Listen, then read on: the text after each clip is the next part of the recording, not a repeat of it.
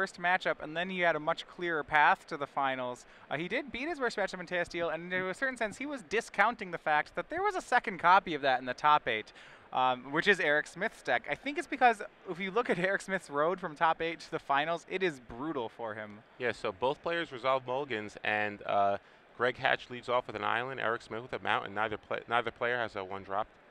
And let's see, Greg Hatch here is are we gonna see a Tidebinder Mage or a Frostburn Weird? And there's the Frostburn Weird. So one of the best cards for Erik in this matchup is going to be Fanatic of Mogus. It's one of the ways that red can win because blue's actually great at constructing walls here that red has a decently hard time getting through.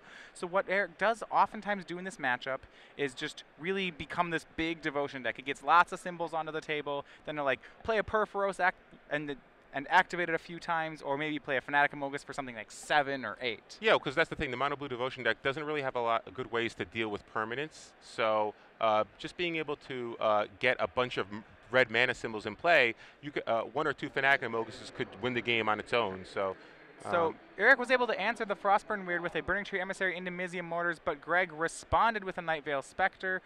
Erik with an interesting decision. He could choose between Mortarsing the Spectre and playing Hammer Perforos, and he opted to go with Hammer. Yeah, well, I think because he has a Fanatic in his hand, he really wants to try to get a lot of damage next turn. So Fanatic can come down, it can deal 5 damage to Gregory, and then he can attack with 11, both the Burning Tree and the Fanatic Amogus. So I think he's okay with getting hit with the Night Veil Spectre and just getting a random card off the top of his deck. The only scary card there would be a Nykthos, Shrine to Nyx. I mean, yeah, if Greg hits a Nykthos, it's really big. But you're right, but it was a complete miss. It was Ash Zealot, no help there. If the Frostburn Weird was still in play, no, never mind. Greg doesn't have a Nykthos in the main deck. I said if he did, then he would have to be a little more worried.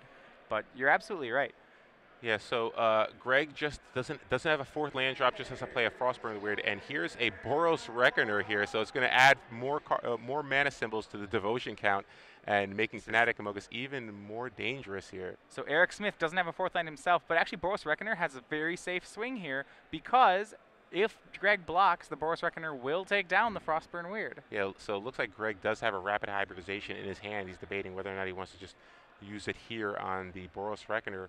Again, giving Erik Smith a 3/3 isn't that big of a deal when you have a Frostburn Weird in play. So let's see if Greg decides to just conserve his life total a little bit and get those 3 mana symbols off the table.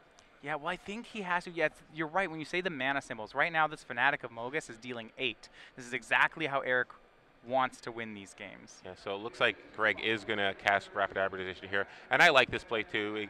It gets the card off the table, and again, a 3/3 creature isn't really that relevant if you have Frostburn Weird in play. Now Greg Hatch does have a Thassa in his hand as well, which is why he played the Frostburn Weird first last turn, so that the Thassa would be a 5/5 on the turn he cast it.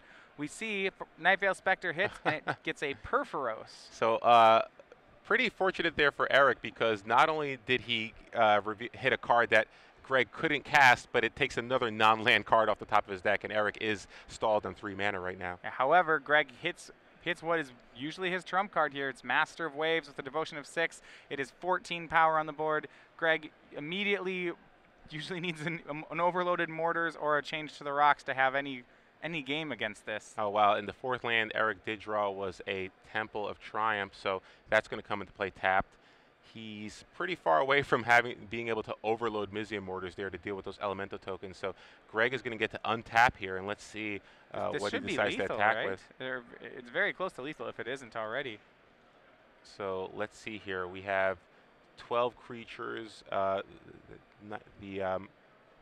he have a Tidebinder Mage as well? Well, he has 9 attackers, and there's only 2 blockers, so that's 7 getting through.